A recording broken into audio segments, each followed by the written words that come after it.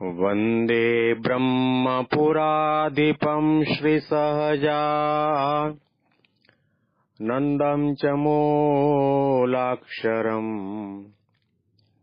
श्रेयस्कारणसद्गुणैकनिलयम् श्रीप्रागजिह्वावत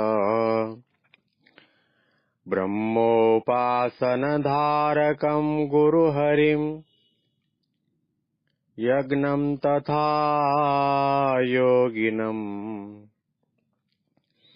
प्रीत्येवं प्रमुखम् महन्तमनिशम् श्रीजीस्वरूपं मुदा।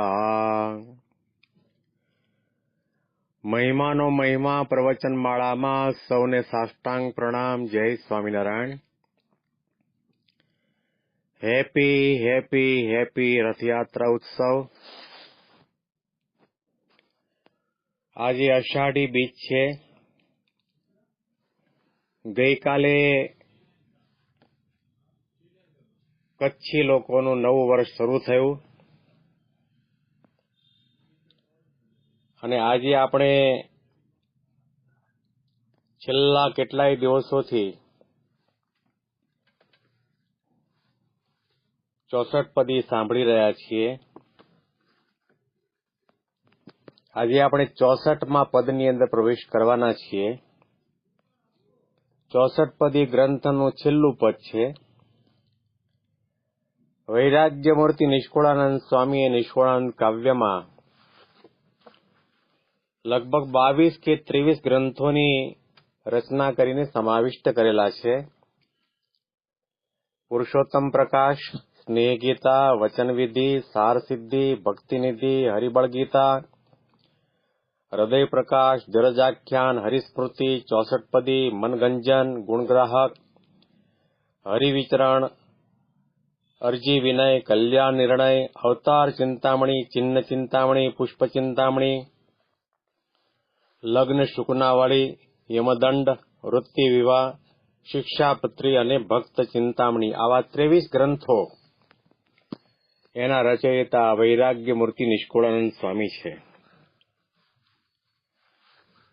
એના આ ગ્રંથોનો ઊંડાણપૂર્વક અભ્યાસ આપણે કરીએ તો આપણને ખ્યાલ આવે કે આ સંપ્રદાયની સદગુરુ નિષ્કુળાનંદ સ્વામીએ કેટલી મોટી મહાન સેવા કરી છે. એમાં નિષ્કુળાનંદ સ્વામીનો આ ગ્રંથ જે 64 પદી છે, શિરમોડ કહી શકાય. આજે આપણે આ 64 પદી ગ્રંથની પારાયણની પ્રવચનની પૂર્ણાહુતિ કરવાના છીએ અને આ 64 પદોની અંદર અમુક પદો એવા છે જે દરરોજ ગાવા યોગ્ય છે. અમુક પદો એવા છે દરરોજ ઘડીએ ઘડીએ મિનિટે મિનિટે મનન કરવા યોગ્ય, ચિંતન કરવા યોગ્ય છે. કે જે પદો અને જે શબ્દો આપણના આધ્યાત્મિક માર્ગની અંદર આગળ વધારે છે, જાણપણું આપે છે, અંતરદ્રષ્ટિ કરાવે છે, જાગૃત કરે છે, સાવધાન કરે છે, એવા અદ્ભુત પદો છે જેનો અતિ અપાર મહિમા સદગુરુ સંતો અને ગુણાતીત ગુરુ પરંપરાએ પણ પ્રસંગે પ્રસંગે પોતાના પ્રવચનની અંદર એ પદોની પંક્તિનો ઉલ્લેખ કરીને ઉપદેશમાં વાતો કરેલી છે. એની રીતે રીત આપણી રે, બીજી રીતે બાદ. આ પંક્તિ પૂજ્ય પ્રમુખ સ્વામી મહારાજ ઘણી વખત પોતાના પ્રવચનની અંદર કહેતા, શોધી આવ્યો તું સત્સંગમાં રે, ભજવાને ભગવાન આવ્યો ત્યારે તારા અંગમાં રે, નહોતા મોટપ માન. આ પદો પણ, આ પંક્તિ પણ વારંવાર યોગી બાપા, પ્રમુખ સ્વામી મહારાજ, મહંત સ્વામી મહારાજ પોતાના પ્રવચનની અંદર ઉચ્ચારે છે. એક ભૂસાડીને એકડો રે, વાળા મીંડા 20, આ પંક્તિનો પણ પુનઃ પુનઃ ઉલ્લેખ કરતા હોય છે. અદ્ભુત અદ્ભુત આ ગ્રંથ છે. 64માં પદની અંદર પ્રવેશ કરીએ. પાને લખ્યા આ પદ 64 સુંદર સારા શોધી. શોધી જોજો બહુ સારી પેઠ, જેવી હોય જેની બુદ્ધિ. બુદ્ધિ માહિતે કરી વિચાર, સવળું સાર ગ્રેજો. ગ્રેજો કરવાનું તે નિર્ધાર, ન કરવાનું મૂકી દેજો. દેજો માવડી કોયને દોષ, રોષય અંતરમાં આણી. આણી હૈયામાં ઘણી હોશ, મંડો સૌ સુખ જાણી. જાણી જોઈને આળસ અંગ, રતિએ કરખે રહે. રહે નિષ્કુળાનંદ તો રંગ, અલભ્ય લાભ લહે. પાઘડીનો વળ છેડે. કાઠિયાવાડની કહેવત પ્રમાણે સ્વામીને પોતાના અંતરમાં કેટલી તમન્ના ઝંખના છે, દયા અને કરુણાની ભાવના છે કે કાગળ ઉપર આ 64 પદો મેં લખ્યા છે. શોધી શોધીને સારા હોય એ તમારી નજર સામે રાખજો, એનો પાઠ કરજો, એનો વિચાર કરજો, પાછી વૃત્તિ વાળજો, જાણપણાયુક્ત જીવન જીવજો અને સવળો સાર ગ્રહણ કરજો. અને જે ન કરવાનું હોય એનો ત્યાગ કરજો અને કરવાનું હોય એ માર્ગે ચાલજો. અને કંઈ પણ જીવનની અંદર બને તો એની અંદર બીજા કોઈને દોષ ન આપતા, તમારી ભૂલના કારણે, તમારા સ્વભાવના કારણે, તમારી આજ્ઞા લોપના કારણે જીવનની અંદર અઘટિત ઘટના ઘટી છે અથવા દુઃખ આવ્યું છે, બીજાને દોષ નહીં આપતા. ભગવાન કરતા હરતા છે. અને હૃદયની અંદર અખંડ આનંદ, ઉત્સાહ, ઉમંગ રાખી અને મંડી પડો. વારે વારે આવો યોગ આપણને નહીં મળે. ભગવાને અતિશય અતિશય કૃપા કરીને 2 આંખો આપી. દુનિયામાં લાખો માણસો એવા છે કે જેને આંખો નથી. તો ભગવાને કૃપા કરી આંખો દ્વારા ભગવાનના દર્શન કરો, સંતોના દર્શન કરો, હરિભક્તોના દર્શન કરો. અને હરિભક્તોના સંતોના જીવનની અંદર જે આધ્યાત્મિકતા છે, સદગુણો છે, એના દર્શન કરો. ભગવાને અતિશય કૃપા કરીને આપણને સર્વા કાન આપ્યા છે. દુનિયામાં લાખો માણસો એવા છે કે બહેરા છે, સાંભળી શકતા નથી. તો ભગવાનની આ કૃપા આપણા ઉપર થઈ છે. તો કાન દ્વારા ભગવાન પુરુષોત્તમ નારાયણના મહિમાની વાતો સાંભળીએ, કથા વાર્તા સાંભળીએ, સત્સંગની વાતો સાંભળીએ, નિયમ નિશ્ચય અને પક્ષની વાતો સાંભળીએ, સંતોના મહિમાની વાતો સાંભળીએ, આત્માના મહિમાની વાતો સાંભળીએ, સંતો અને ભક્તોના મહિમાની વાતો સાંભળીએ, એની આધ્યાત્મિકતાની વાતો સાંભળીએ. આવો યોગ વારે વારે નહીં મળે. ભગવાને અતિશય અતિશય કૃપા કરીને આપણને જબાન આપી, જીભ આપી છે. દુનિયામાં લાખો માણસો એવા છે કે જે બોલી શકતા નથી, મૂંગા છે. તો આ જબાન દ્વારા જેનો આપણા ઉપર અનંત કાળથી, અનંત જન્મથી મહા ઉપકાર છે, જેણે શરીર આપ્યું, મન આપ્યું, ઇન્દ્રિયો અંતકરણ આપ્યા, પાણી આપ્યું, પ્રાણવાયુ આપ્યો, આવા સાચા સંતનો આપણને યોગ આપ્યો, સંસ્કારી કુટુંબની અંદર જન્મ આપ્યો, એવા ભગવાનના મહિમાનું ગાન કરો. એ ભગવાનનું નામ લો. કદાચ વેદો બોલતા ન આવડતા હોય, મંત્રો બોલતા આવડતા ન હોય, ભાગવત અને ગીતાના શ્લોકોનું ગાન કરતા આવડતું ન હોય, ચિંતા કરવાની જરૂર નથી. સ્વામિનારાયણ શબ્દ તો બોલાય ને. સ્વામિનારાયણ, સ્વામિનારાયણ, સ્વામિનારાયણ, સ્વામિનારાયણ, આટલું તો બોલી શકાય ને. કે દેહ મૂકીને જેની પાસે આપણે જવાનું છે, જે આપણા ઈષ્ટદેવ છે, પરમાત્મા પુરુષોત્તમ નારાયણ છે, એનું નામનું ઉચ્ચારણ કરો.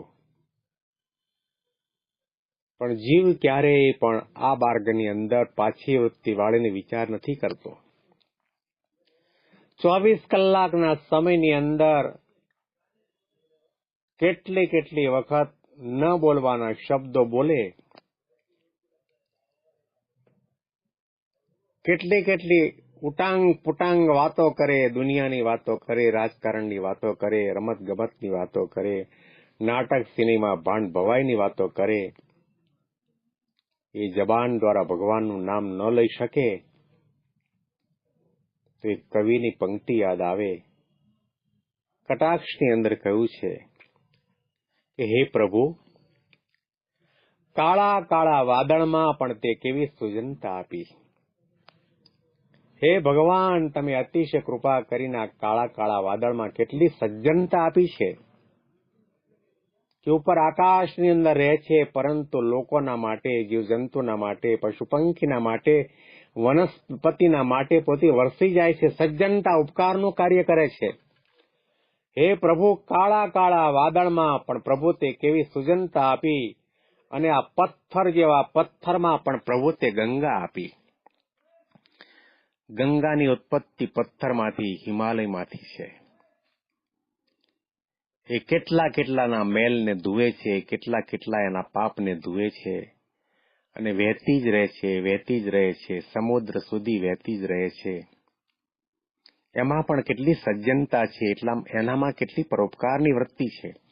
કાળા કાળા વાદળમાં પણ પ્રભુ તે સુજનતા આપી, અને પથ્થર જેવા પથ્થરમાં પણ પ્રભુ તે ગંગા આપી. આવા રૂડા રૂપાળા દ્રશ્યોને તે પ્રભુ મૂંગા રાખ્યા. આવા રૂડા રૂપાળા દ્રશ્યોને તે પ્રભુ મૂંગા રાખ્યા. અને હાય, આ માનવને તે વાચા આપી, એને તો મૂંગો રાખવાની જરૂર હતી. ભગવાને આટલી બધી કૃપા કરી, સૃષ્ટિની અંદર આપણને વાણી આપી, અને એ વાણી દ્વારા, જબાન દ્વારા આપણે ભગવાનના મહિમાનું ગાન ન કરીએ, અક્ષર બ્રહ્મના મહિમાની ગાન ન કરીએ, એના ચરિત્રોનું ગાન ન કરીએ, તો ક્યારે કરવાના છીએ? આવો યોગ આપણને વારે વારે નહીં મળે. આ હાથ દ્વારા માળા કરો, પગ દ્વારા પ્રદક્ષિણા કરો, શરીર દ્વારા દંડોત પ્રણામ કરો, મંદિરની અંદર સેવા કરો, ચોકો સાફ કરો, વાસણ ઉટકો, છાણ વાસીદું કરો. આવા નાની સેવા કરવામાં આવે ત્યારે આપણું જીવન ધન્ય બને છે. ભગવાનના ઉપકારનો વિચાર કરવાની જરૂર છે. આ સાર માત્ર એટલો છે કે આ દેહ કરીને બ્રહ્મરૂપ થઈ અને અક્ષરધામના અધિકારી થવું છે. ભગવાન અને સંતને રાજી કરવા છે. દેજોમાં વળી કોઈને દોષ રોષ અંતરમાં આણી હૈયામાંય ઘણી હોશ, મંડો સૌ સુખ જાણી. કે આ જે કંઈ કરીશું ને ભગવાનના માર્ગે, એનાથી સુખ અને શાંતિ મળવાના છે, દુઃખમાંથી મુક્તિ મળવાની છે, જન્મ મરણના ફેરા મટી જવાના છે. જાણી જોઈને આળસ સંગ રતિ એક રખે રહે. ભૂલમાં પણ આપણામાં આળસ ન આવી જાય. આળસ કેવી આવે છે કે અત્યારે આપણે નથી લેવું, કાલે લઈશું. અત્યારે માળા નથી કરવી, કાલે કરશું. આજે મંદિર નથી જવું, પછી જઈશું. એવા પ્રકારના મોડા વિચારના કારણે આપણે ધર્મનું કાર્ય, સત્સંગનું કાર્ય, આત્માના કલ્યાણ માટેનું કાર્ય અને ભક્તિ સેવા સત્સંગ કરી શકતા નથી. મહારાજ એટલા માટે શિક્ષાપત્રીમાં આજ્ઞા કરી કે ધર્મનું કાર્ય તત્કાળ કરવું અને વ્યવહારનું કાર્ય વિચારીને કરવું. કારણ કે આ દેહનું કંઈ નક્કી નથી. પાણીના પરપોટા જેવું આપણું જીવન છે. કદાચ મને 1 વર્ષ પછી, 5 વર્ષ પછી વિચાર આવે કે આ મહિમાનું પ્રવચન માળા હું શરૂ કરું, અને 5 વર્ષ પછી હું હોઉં કે ન હોઉં, કોને ખબર. દેહનું કંઈ નક્કી નથી. આ દેહ ક્યારે ઢળી પડશે કંઈ જ નક્કી નથી. એટલા માટે યોગી બાપા કહેતા કે કાલ કરંતા આજ કરો, અને આજ કરંતા અબ મૂળ વિનાનું ઢોકળું ઢળેગા ડબ ફિર કરેગા કબ. જે કાલે કરવાનું છે આજે કરી લો, આજે કરવાનું છે હમણાં કરો, કારણ કે આ શરીરને કોઈ મૂળિયા નથી. વૃક્ષને મૂળ છે, મકાનને નીચે ફાઉન્ડેશન છે, આપણે કોઈ મૂળિયા નથી. મૂળ વિનાનું ઢોકળું ઢળેગા ઢબ ફિર કરેગા કબ, પછી ન થાય. એટલા માટે થોડી પ્રાચી વૃત્તિ વાળવાની જરૂર છે, જાણપણું કેળવવાની જરૂર છે. 64 પદીના 64 પદોનો સાર માત્ર એટલો છે કે ભગવાનના મહિમાનો વિચાર કરો, આત્માના મહિમાનો વિચાર કરો. સંત જેના દ્વારા આપણું આત્માનું કલ્યાણ થાય છે, મોક્ષનું દ્વાર ઉઘાડું થાય છે, એવા સાચા સંતના મહિમાનો વિચાર કરી એની મન વચન અને કર્મે કરીને સેવા કરવામાં આવે, સત્સંગ કરવામાં આવે, એની કૃપા દ્રષ્ટિ પ્રાપ્ત કરવામાં આવે, એની સાથે પ્રીતિ અને આત્મબુદ્ધિ કરવામાં આવે, તો આપણે સાધના માત્રની સમાપ્તિ જલ્દીથી થાય છે અને ભગવાનના ધામ સુધી પહોંચી શકાય છે. આવો અદ્ભુત અદ્ભુત અદ્ભુત મહિમા આ 64 પદી ગ્રંથની અંદર નિષ્કુળાનંદ સ્વામી આપ્યો છે. આજે આ 64 પદી ગ્રંથની પ્રવચનની પૂર્ણાહુતિ કરીએ છીએ અને પૂર્ણાહુતિ વેળાએ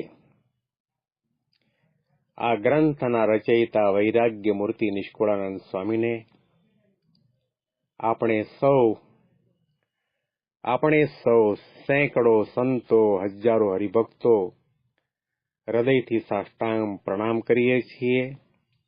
એમણે જો આ ગ્રંથની રચના ન કરી હોત તો છેલ્લા 85 દિવસથી 64 પદી ઉપર આ પ્રવચનમાળા ચાલે છે, એ ચાલી ન હોત. આપણને આ ભગવાન અને સંતના મહિમાની વાતો એટલી વિશેષ પ્રકારની ઊંડાણપૂર્વક જાણવા સાંભળવા મળી ન હોત.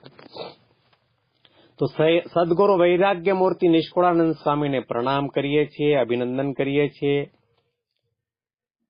અને છેલ્લા 85 દિવસથી આ પ્રવચનમાળા 64 પદી ઉપર ચાલી રહી છે. ભગવાન સ્વામિનારાયણની અતિશય કૃપા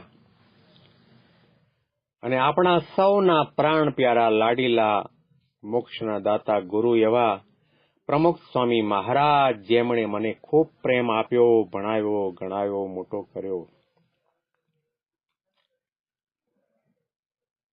એમનો જેટલો ઉપકાર માનું એટલો ઓછો છે. એ ગુરુ હરિના ચરણ કમળમાં સાષ્ટાંગ પ્રણામ કરું છું. આજે મને વર્ષો પહેલાનો જૂનો પ્રસંગ પણ યાદ આવે છે. પ્રમુખ સ્વામી મહારાજના અનુસંધાનમાં નાના એવા જમરાળા ગામની અંદર મારો જન્મ અને ત્યાં મારો અભ્યાસ 9 ધોરણ પાસ થયા પછી મારા પિતાશ્રી તો સારંગપુર મંદિરમાં 51માં આજીવન સેવામાં ગયેલા અને જમરાળા ગામની અંદર 9 ધોરણથી આગળની કોઈ સ્કૂલ હતી નહીં.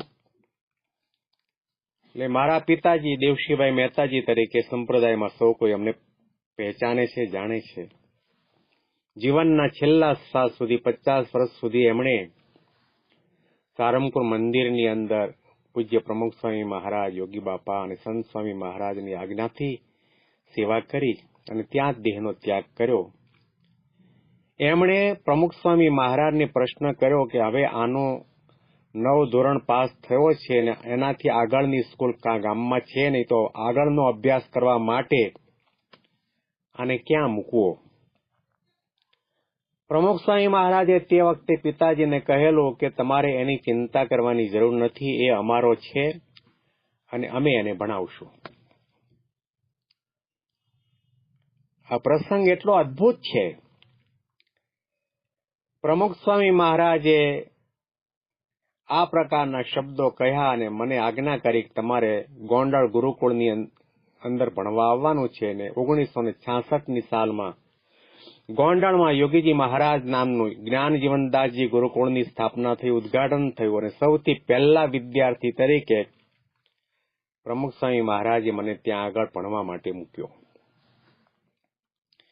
અને તે વખતે મુંબઈના એક હરિભક્ત એલમ્બિક કંપનીમાં ડાયરેક્ટર તરીકે હતા કિશોરચંદ્ર અમીન. એમણે એવો સંકલ્પ કર્યો કે દર વર્ષે મારે આ ગુરુકુળની અંદર એક વિદ્યાર્થીને ભણાવવાની સેવા મારે કરવી. તે વખતે 500 રૂપિયાની સેવા થતી એક વિદ્યાર્થીને ભણાવવા માટેની. એમાં મને પ્રમુખ સ્વામી મહારાજે ગોઠવી દીધો. જોવાની ખૂબી તો એ છે કે પ્રમુખ સ્વામી મહારાજે શબ્દો કહેલા કે અમારો છે અને અમે ભણાવશું. હું એક જ વર્ષ ત્યાં આગળ ગોંડલમાં રહીને ભણ્યો. ત્યાર પછીના 20 વર્ષ સુધી પ્રમુખ સ્વામી મહારાજે મને ભણાવ્યો છે. આજે આ મારી જબાન ઉપર જે કંઈ મહિમાની વાતો નીકળે છે, ભગવાનના લીલા ચરિત્રોની વાત નીકળે છે, ધર્મજ્ઞાન વૈરાગ્યની વાતો નીકળે છે, આ સદગ્રંથોની વાતો નીકળે છે, આધ્યાત્મિકતાની વાતો નીકળે છે, નિખાલસપણે, નિષ્કપટ ભાવે, નિર્ધમપણે આપ સૌની સામે હું કહેવા માંગુ છું કે છેલ્લા 1 વર્ષથી આપણે આ વિષયો ઉપર પ્રવચન સાંભળી રહ્યા છીએ અને હું બોલી રહ્યો છું.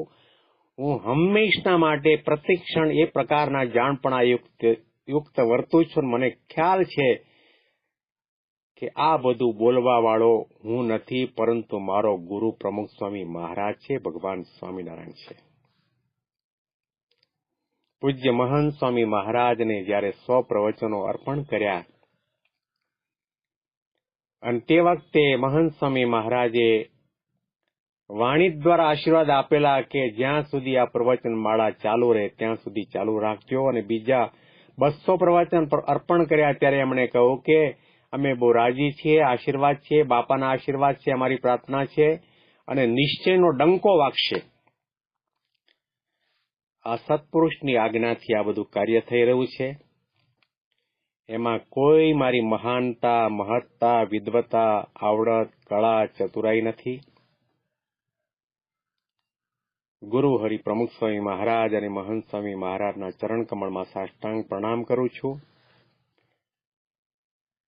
64 પદી ગ્રંથની પ્રવચનમાળા શરૂ કરી ત્યારે એક હરિભક્તને મેં યાદ કરેલા કે મુંબઈના એક નિષ્ઠાવાન હરિભક્ત, સમર્પિત હરિભક્ત, સેવાભાવી હરિભક્ત કે જેમણે પોતાનું તન, મન, ધન, કુટુંબ, પરિવાર, સર્વસ્વ બીએપી સંસ્થાને ભગવાન સ્વામિનારાયણને અર્પણ કરી દીધું છે. એમના સૂચનના કારણે મેં આ 64 પદી ગ્રંથની પ્રવચનમાળા ચાલુ કરી. આજે એમને ફરીથી યાદ કરું છું અને હું એ પણ કહેવા માંગુ છું કે હરિભક્તના હૃદયમાં, મનમાં, દિલમાં અને દિમાગની અંદર પ્રમુખ સ્વામી મહારાજે, મહંત સ્વામી મહારાજે પ્રેરણા કરાવી અને મને કહેવડાવવામાં આવ્યું કે અમારે 64 પદી ગ્રંથ ઉપર સાંભળવું છે તો એના ઉપર પ્રવચનમાળા ચાલુ કરો. તો એ હરિભક્તને પણ હું સાષ્ટાંગ પ્રણામ કરું છું, ધન્યવાદ આપું છું, અભિનંદન આપું છું. અને આજે રથયાત્રાનો પરમ પવિત્ર દિવસ છે. ભગવાન અર્જુનના રથમાં બિરાજમાન થયા અને મહાભારતના યુદ્ધની અંદર અશક્ય એવો વિજય ભગવાને પાંડવોને અપાવ્યો. ભગવાન સ્વામિનારાયણ દાદા ખાચરના સારથી થયા છે, શ્રી કૃષ્ણ અર્જુનના સારથી થયા છે. આપણા સૌ સંતોના, હરિભક્તોના જીવન સારથી પ્રમુખ સ્વામી મહારાજ અને મહંત સ્વામી મહારાજ છે. આપણા રથમાં અખંડ બિરાજમાન રહે અને મહાભારતનું યુદ્ધ આપણા માટે પણ આપણી નજરની સામે છે. અંતઃશત્રુ થકી અમારી રક્ષા થાય અને આપણો જે જીવન રથ છે, ભક્તિ રથ છે, આધ્યાત્મિક રથ છે, ભગવાનના અક્ષરધામ સુધી નિર્વિઘ્ન રીતે પહોંચી શકે એવી પ્રકારના બુદ્ધિ, શક્તિ અને બળ મહારાજ અને સ્વામી આપણને સૌને આપે એવી એમના શ્રીચરણમાં પ્રાર્થના કરું છું. ફરીથી પણ સદગુરુ વૈરાગ્ય મૂર્તિ નિષ્કુળાનંદ સ્વામીને આપણે સૌ સાષ્ટાંગ પ્રણામ કરીએ. અહીંયા આગળ 64 પદી ગ્રંથની પ્રવચનમાળાની પૂર્ણાહુતિ થાય છે અને ખબર નહીં કેમ મહારાજની અને ગુરુહરિ પ્રમુખ સ્વામી મહારાજ અને મહંત સ્વામી મહારાજની કૃપાના કારણે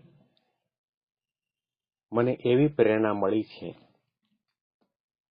આવતીકાલથી આપણે ભગવાન સ્વામિનારાયણનું વાંગ્મય સ્વરૂપ એ ગ્રંથ એવો છે, વચનામૃત ગ્રંથ, એના ઉપર આપણે પ્રવચનમાળા ચાલુ કરવાના છીએ કે ગ્રંથની તુલનામાં કોઈ ગ્રંથ ન આવે. દુનિયાના તમામ આધ્યાત્મિક ગ્રંથો એક પલ્લામાં મૂકવામાં આવે તો પણ આ સામા પલ્લામાં બિરાજમાન થયેલા વચનામૃત ગ્રંથની તુલનામાં ના આવે એવી અદ્ભુત આધ્યાત્મિક વાતો, મહિમાની વાતો, એકાંતિક ધર્મની વાતો, સંતના મહિમાની વાતો, નિયમ ધર્મની દ્રઢતાની વાતો, સાધનાની વાતો, જાણપણાની વાતો, અંતરદ્રષ્ટિની વાતો, સ્વભાવ ટાળવાની વાતો, નિર્વાસનિક થવાની વાતો, બ્રહ્મરૂપ થવાની વાતો આ ગ્રંથની અંદર ભગવાન સ્વામિનારાયણે આલેખી છે. એ ગ્રંથનું પ્રવચનમાળા આપણે આવતીકાલથી શરૂઆત કરીશું.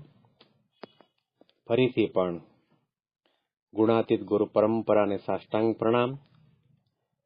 અને છેલ્લા 386 દિવસથી આપ સૌ સંતો અને હરિભક્તો હજારોની સંખ્યામાં સાંભળી રહ્યા છો. આપ સૌના ચરણ કમળમાં હું સાષ્ટાંગ વંદન કરું છું, પ્રણામ કરું છું. આપ સૌ મને ભેગા મળી આશીર્વાદ આપો કે મહંત સ્વામી મહારાજે જે આજ્ઞા કરી છે કે જ્યાં સુધી પ્રવચનમાળા ચાલુ રહે ત્યાં સુધી ચાલુ રાખજો, નિશ્ચયનો ડંકો વાગશે. તો આપ સૌ મને ભેગા મળી આશીર્વાદ આપો, પ્રાર્થના કરો કે મારી જબાન ચાલે, શરીર સાથ આપે ત્યાં સુધી મહિમાની વાતો કરતો રહું, એમના આશીર્વાદ પ્રાપ્ત કરતો રહું. એમાં કોઈ દિવસ ક્યારેય પણ અહંકાર ન આવે, ઘમંડ ન આવે, રાગદ્વેષની ભાવના ન જાગે, દેહાભિમાન ટળે, નિષ્કામીપણે, નિર્માનીપણે, દાસત્વ ભાવે, દિવ્ય બુદ્ધિ રાખીને, નિર્દોષ બુદ્ધિ રાખીને આ મહિમા પ્રવચનમાળાની સેવા કરી શકો એવા બુદ્ધિ શક્તિ બળ મહારાજ અને સ્વામી મને આપે એવી આપ સૌ પ્રાર્થના કરજો, આશીર્વાદ આપજો. ફરીથી પણ મહિમાની વિશેષ વાતો આવતીકાલના પ્રવચનમાં સાંભળીશો. સૌને સાષ્ટાંગ પ્રણામ. હેપી રથયાત્રા ઉત્સવ ટુ એવરીવન. જય સ્વામિનારાયણ.